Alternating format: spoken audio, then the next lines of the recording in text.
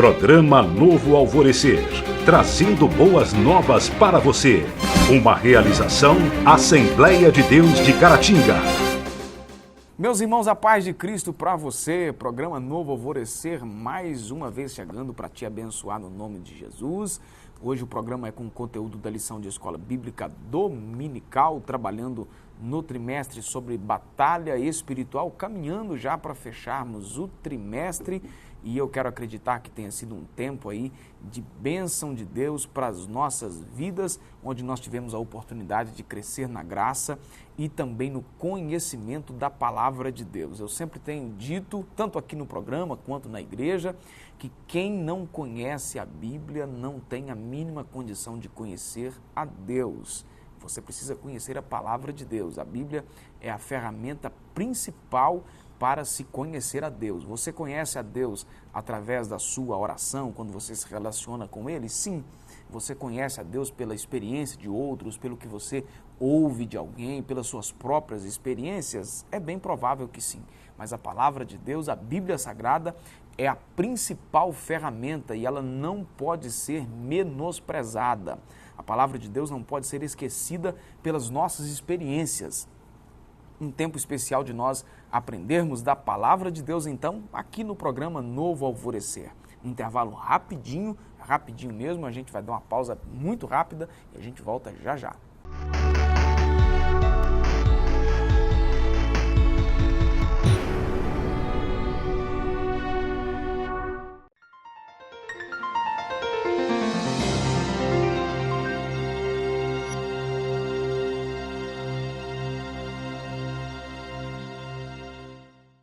Você que ligou a sua TV, nós estamos começando apenas o programa Novo Alvorecer. Estamos só no comecinho, comigo aqui no estúdio. Joás, mais uma vez. Joás, Deus te abençoe poderosamente. Nós estaremos trabalhando mais um tema da lição de escola bíblica dominical e eu quero acreditar que você está participando das aulas aí na sua igreja. O que nós trabalhamos aqui no programa é apenas uma pincelada do que vai ser ministrado então na lição de escola bíblica dominical, nas aulas presenciais aí na sua igreja, e você não pode ficar apenas no conteúdo que a gente apresenta aqui no programa. A lição de hoje é a lição de número 10, que nós estaremos estudando neste próximo domingo, também 10 de março de 2019. O tema é Poder do Alto contra as hostes da maldade. O texto áureo da nossa lição, Lucas capítulo 24 e o versículo 49, eis que sobre vós envio a promessa de meu Pai. Ficai, porém, na cidade de Jerusalém, até que do alto sejais revestidos de poder. A verdade prática, as obras das trevas são demolizadas pelo poder de Deus no trabalho da pregação do Evangelho de Cristo. A leitura bíblica do texto que nós estaremos trabalhando em si, então, aqui no programa, é Atos capítulo 8, do versículo 5 ao 13 e também do versículo 18 ao 21, está aí no rodapé do seu vídeo para você fazer a leitura, conferir aí certinho, tá certo? Vamos lá, Joás, animado? Vamos lá. O relato do trabalho evangelístico de Filipe em Samaria nos chama muito a atenção, é o que o autor diz aí na introdução. A região, então, foi palco de um grande avivamento com a chegada do Evangelho. Sim, isso aí, logo na introdução, já explica o texto áureo, né? Lucas 24, né? Era para ficar em Jerusalém até receber o Espírito Santo, né? Isso que aconteceu lá em Atos 2, mas já tinha passado muito tempo e, assim, a exceção de Estevão, né? O primeiro mártir, foi a exceção dele, ninguém tinha saído ainda, né? Era para receber o Espírito e pregar em Jerusalém, Judéia e Samaria, até os confins da terra. Parece que gostaram tanto, né? Ficaram parados ali. Agora a gente vê aí, né, capítulo 8, Filipe, né, cheio do Espírito Santo e pregando o Evangelho e realizando sinais e maravilhas pelo poder do Espírito, né? Em Samaria, né, se ouve falar de Cristo, e assim, parece que começa um mover em direção aos povos, né? Os apóstolos, os crentes que estavam ali acomodados, né, começam a despertar isso, né, para pregar o Evangelho para fora. Certo. Aí, falando aí de Samaria, que era uma cidade fundada pelo pai do rei Acabe, né? A gente vai voltar aí muitos anos antes, né? Onde o pai de Acabe, né?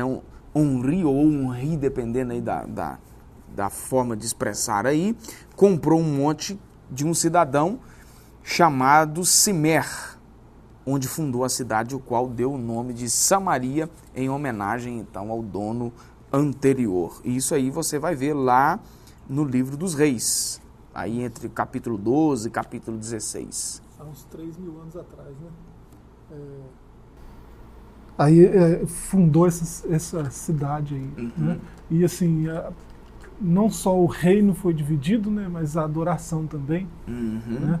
Depois cada um vai ter seu templo, cada um vai ter seu a divisão do reino sagrado. se deu antes, né? Depois teve essa fundação aí de Samaria, né? Eles construíram um templo lá no monte onde Moisés pronunciou as bênçãos, Gerizim, né? E não, a adoração é aqui, o templo é aqui, e começou a competir a adoração, né, com Jerusalém. Certo. Isso aí aconteceu, tá aí o relato em 1 Reis, capítulo 12, né? O episódio lá envolvendo o Roboão e o Jeroboão, né? Mais ou menos aí uns 900, uns 900 e poucos anos antes de Cristo. 3.000 anos atrás. Né? Exatamente. Sobre o cativeiro, que a gente vai ver que logo em seguida, né? Logo em seguida, assim fosse a expressão, passaram-se alguns anos, o rei da Síria cercou Samaria, levou cativo 10 tribos, né, que era o reino do norte, né? Você que nos acompanha aí, tanto pela TV quanto pela internet, principalmente o pessoal da internet aí, que a gente vai alcançar na internet, mais o público aí que está atrás de subsídio para escola dominical e tal, né? A chave para o conhecimento de muitos outros textos está em conhecer esse episódio da divisão do reino, né? Para você não confundir quem era quem, onde é que cada episódio se passa, não é? Porque é muito comum essa confusão, e às vezes uma coisa está acontecendo no sul, que é o reino de Judá, mas o sujeito confunde aí com Israel, que é o reino do norte, não é? O reino do sul, Judá, reino do norte, Israel, não é? Sim. Importante ler esses textos aí. Exatamente. Mais históricos, né, de reis, de crônicas. Importante ler com a cronologia do lado, com a geografia do lado, né, acompanhar direito. Reino do norte, capital, Samaria. Reino do sul, capital, Jerusalém. Né? Sobre o cativeiro que nós citamos aqui, né, quando Samaria foi cercada, os assírios então levaram essas 10 tribos do norte para outras regiões e trouxeram então estrangeiros para povoarem a terra de Israel, diferente do cativeiro de Judá. Né? O Nabucodonosor não fez isso, não era, Judá não se misturou. Não era uma prática dos babilônicos, né? Foi uma prática tanto para Israel, mas acompanhando a história, e os assírios tinham essa mania, né? Quando levava cativo uma nação, eles voltavam com outros povos para povoar aquela terra. De certa forma, era até uma estratégia muito mais inteligente de dominação, né? De controle, de poder. Exatamente. Porque você tira a identidade de quem você está dominando, perdeu a identidade. Acabou. E você não domina só o povo, você domina também o território. Né? Porque o povo que os assírios trouxeram para Israel, né, automaticamente a Síria continuou tendo o controle do território, não só dos israelitas que eles tiraram. Controle cultural, controle... Exatamente. Né? Aos poucos os filhos de Israel ficaram... os poucos filhos de Israel que ficaram na terra se misturaram com os estrangeiros, e então, desse modo, os filhos não eram totalmente judeus, nem completamente gentios, eles eram samaritanos. Samaritano, um mestiço de judeu com gentio, com povos, né, com nação. Então, eles não são judeus, mas também não são gentios, olha só. Né? São samaritanos. E você vê, ao longo da história, né, um conflito assim, de interesses, um conflito político, religioso, em todos os níveis, né, entre esses dois povos. Aí. Entre judeus e samaritanos, né? Você vai ver o conflito político, religioso, um conflito cultural. Né? Até a adoração foi dividida, né? Chegou nesse ponto, né? Então, nos tempos de Jesus mesmo, quando a samaritana pergunta para ele, né? É aqui ou naquele monte? Exatamente. É nesse monte ou naquele? Vai estar envolvido aí no próximo tópico da lição, aí, mas você vai ver que esse problema vai esbarrar com Jesus lá no Novo Testamento. Né? Pois é. Parece que terminou, né? Até aqui, né? O próprio Senhor, ele desconstruiu um pouco isso aí. Né? Ele colocou um samaritano como herói numa parábola, né? Não só em uma parábola, né, que eu estou lembrando aqui da parábola do bom samaritano, né, que a gente chama assim, né, o samaritano é o herói da história. Né? Ele praticou o amor. Né? Então Jesus exalta o samaritano. E outras vezes ele fez a mesma coisa, colocou o samaritano num lugar de destaque. Né? Em detrimento ao judeu, né? O judeu, assim, muito religioso, muito apegado a regrinhas, muito, né? Esqueceu da palavra e se apegou às regras, à letra. Né? Acabou que Jesus menosprezou essa atitude e exaltou a atitude de amor, né, para com o próximo, né, de respeito, de ajuda, né, um ajudando o outro. Né? Então Jesus desconstruiu essa ideia aí. Então, certo, aí ficou essas diferenças aí, nós já citamos aqui, eu só vou frisar aqui, entre judeus e samaritanos. A gente vai ver a divisão entre os dois aí, não é? Em Esdras capítulo 4, quando os judeus começaram a retornar para Jerusalém e foram trabalhar na reconstrução do templo, os judeus rejeitaram a oferta oferecida pelos samaritanos. Em contrapartida, os samaritanos rejeitaram as escrituras do Antigo Testamento, se apegando apenas ao Pentateuco, que são os 5 primeiros livros do Antigo Testamento. Construíram também um templo, como você já frisou aí, no Monte Gerizim, né? Fazendo aí uma concorrência. Isso. Né? Tá dizendo aí que na era apostólica, né, o nome da cidade é o mesmo da província, né, Samaria, mas assim, o rei Herodes, ele deu um nome de Sebaste a essa Samaria dessa época aí, né? Aí a gente vai ver na patrística, né?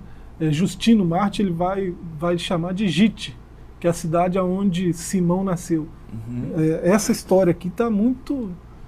Simão está muito evidente na história, né? Então ele parece que ele está na cidade dele, né? E Justino diz que a cidade era Gite, então provavelmente essa Samaria não é aquela mesma de Herodes, né? Provavelmente. Seria um outro lugar, né? A gente não tem outros dados, só tem esse de Herodes e de Justino, então...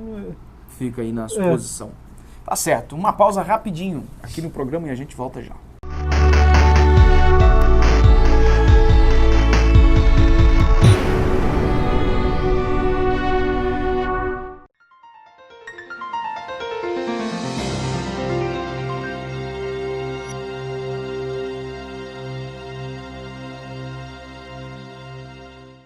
Continuando o programa Novo Alvorecer, o segundo tópico da nossa lição, o Evangelho entre os samaritanos. Nós demos aqui alguns dados históricos no nosso primeiro bloco e agora nós vamos aqui abordar aí o assunto em si da nossa lição, que é a chegada do Evangelho em Samaria, desfazendo então as hostes da maldade, ou as hostes das trevas, ou infernais, do jeito que você quiser, você escolhe aí, né? Não, você escolhe o nome que você queira dar, né? Tá certo. Os samaritanos, numa ocasião, recusaram-se a receber Jesus quando ele estava a caminho de Jerusalém. Você lê isso em Lucas capítulo 9. Só que chegou em uma outra aldeia de Sicar, também em Samaria, pelo testemunho que você disse anteriormente aí a respeito da mulher samaritana, descrita no capítulo 4 de João, que há aí quase unânime, né, um consenso aí quase que geral entre os teólogos de que esse tenha sido um dos sermões mais importantes de Jesus, embora tenha sido pregado apenas para uma pessoa, onde Jesus deu muitas informações a respeito do Evangelho, da proposta do Evangelho, a respeito dele mesmo, não é? Então, capítulo 4 do Evangelho que João escreve, nós temos lá o relato daquele discurso, né? Daquele diálogo entre Jesus e a samaritana. Nessa aldeia, o que fica frisado aqui então é que Jesus foi bem recebido por causa do testemunho dessa mulher. Até certo ponto, Jesus havia dito aos discípulos que não pregassem em Samaria. Porém, depois da ressurreição, Jesus mandou pregar também em Samaria, que é o texto que está em Atos capítulo 1 e versículo de número 8. Sim, a prioridade dele era pregar para Israel, né?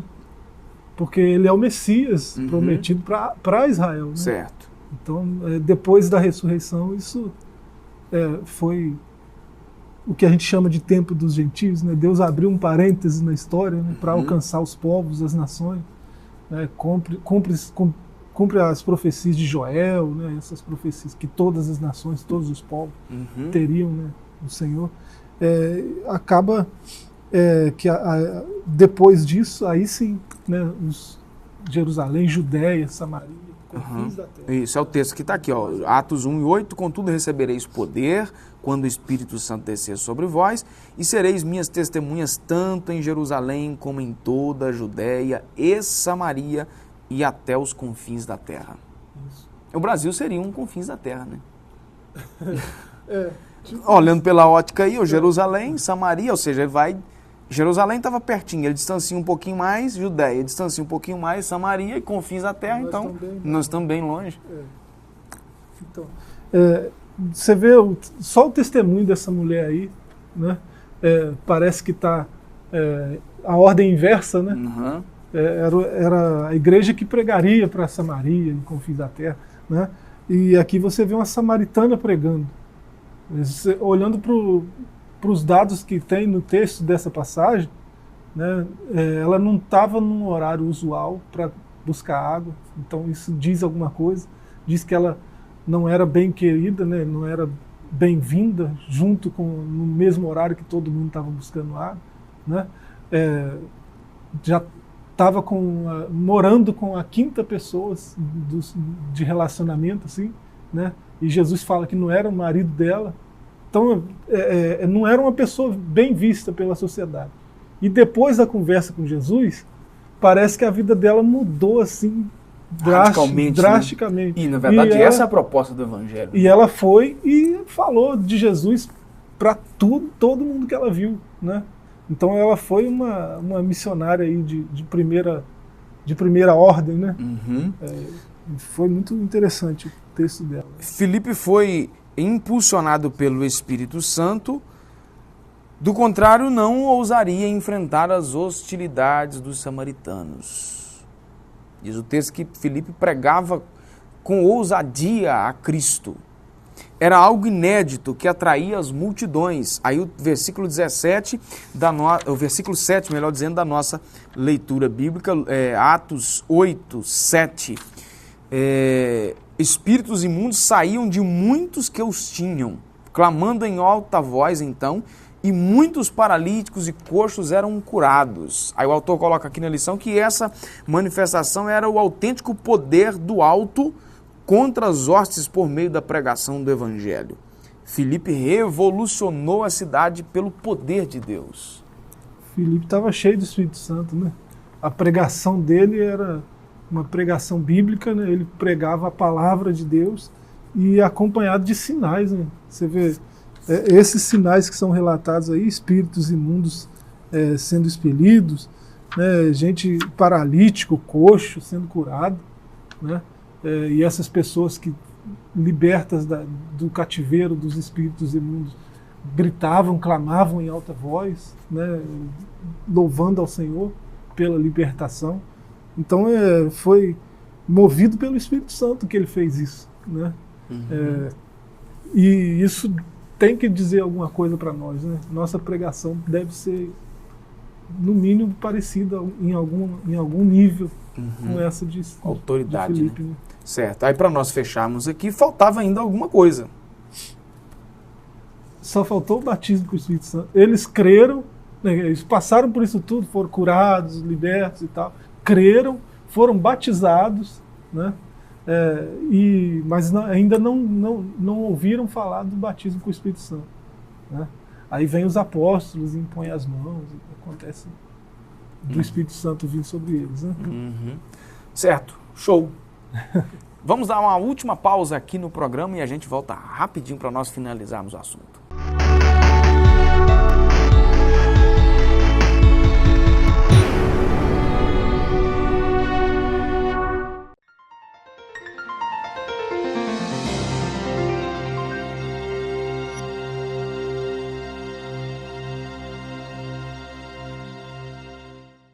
Continuando o programa Novo Alvorecer, o último bloco do nosso programa, estamos aqui abordando um tema da Palavra de Deus. Agora nós vamos ainda aprofundar um pouco mais aí sobre o Filipe em Samaria, não é? E um problema que teve lá com um moço chamado Simão. Não é? Não confundir o Simão, né? Porque tem vários Simãos na Bíblia, né? Nós temos aqui o Simão, aqui, o mágico. Esse contexto aqui, a gente vê esse moço inserido nesse contexto aqui, porque era um camarada que havia provocado assim, um certo alvoroço, né, com mágica, superstição e muitas coisas aí entre os samaritanos. Surge aí essa figura, né, entre aí os convertidos, né, ao Evangelho, e aí o texto vai nos trazer algumas coisas aí que a gente precisa meditar. Simão estava na cidade antes da chegada de Jesus, de Filipe, melhor dizendo, era conhecido pela população como a grande virtude de Deus. Olha como que esse cara era conhecido. Isso significa que Simão se declarava um tipo de emanação ou representante de Deus. Ele se dizia, né, o povo chamava porque ele fazia questão de ser chamado assim, né? A grande virtude de Deus. Você vê isso pela atitude dele, ele quis comprar o dom do Espírito Santo. Já pensou? Né? E assim, a gente falava aí antes, nos outros blocos aí, sobre a patrística, né? Justino, e assim, muitos escritos patrísticos vão falar desse camarada, do Simão Mágico. Né? E assim, há indícios de que ele foi até um dos elementos fundadores daquele gnosticismo que trouxe tanto problema para Paulo, né? No primeiro século da igreja. Né? Então, se dizia representante de Deus. Tem no Brasil alguns aí, né? Um inclusive está preso, né? O João de Deus, né? Então, assim, convertido, será? Né? Parece mais que ele vendo o que Deus fazia através de Filipe, né? Ele ficou mais encantado com as obras de Deus do que com o Deus das obras, né? Com os milagres, né? Ele ficou encantado com aquilo tudo e queria estar perto daquilo, né? Tem muita gente que vem para o Evangelho por isso, né? Por esses motivos, acaba se convertendo depois, mas vem a Cristo por causa do encanto que tem, né? A emoção do primeiro momento, as pessoas, né, que estão perto de Cristo são encantadoras nisso, né? Então as pessoas vêm a Cristo por causa da música, por causa da recepção, por causa da amizade, da alegria, por causa de um monte de coisas que elas veem nas pessoas que estão perto de Cristo. E o Evangelho de fato atrai, né? O Evangelho é atraente, sim.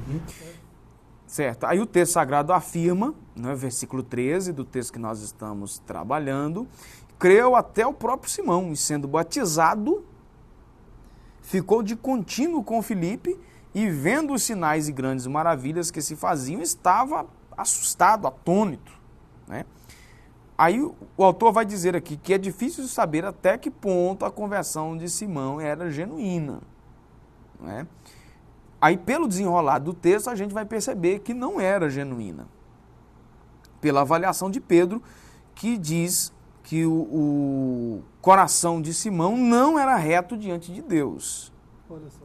Simão teria se convencido de ser Jesus o Messias, mas não houve transformação na sua vida. Será que ele se convenceu mesmo? Que Jesus era o Messias? Porque se é verdade que ele é o fundador do gnosticismo, né, que acaba excluindo Jesus da equação, né? Certo. Jesus não é Deus para o gnóstico. Você precisa de uma iluminação, de uma revelação maior, de uma sabedoria que só eles têm, né, para ter acesso a Deus. E não é isso que Jesus mostrou, né? Jesus se fez um de nós, andou em carne e osso, né? E deu acesso, né? Então, eu não sei se Simão era convertido, né? O texto vai dizer que ele creu e foi batizado, né? Talvez essa crença dele esteja relacionada ao que ele viu. Certo. Né? Não, Deus o Deus de Filipe é Deus mesmo, porque senão ele não expulsava demônios, senão ele não curava paralítico. Né? Então ele se convenceu. Certo. Aí o que você diz entra de acordo aí com o que o autor diz aqui no fechamento aqui do tópico. Ele foi desmascarado então na tentativa de subornar o apóstolo Pedro, pensando ser possível comprar o poder do Espírito Santo. Né? Parece que Simão imaginou ter descoberto então uma nova fórmula mágica.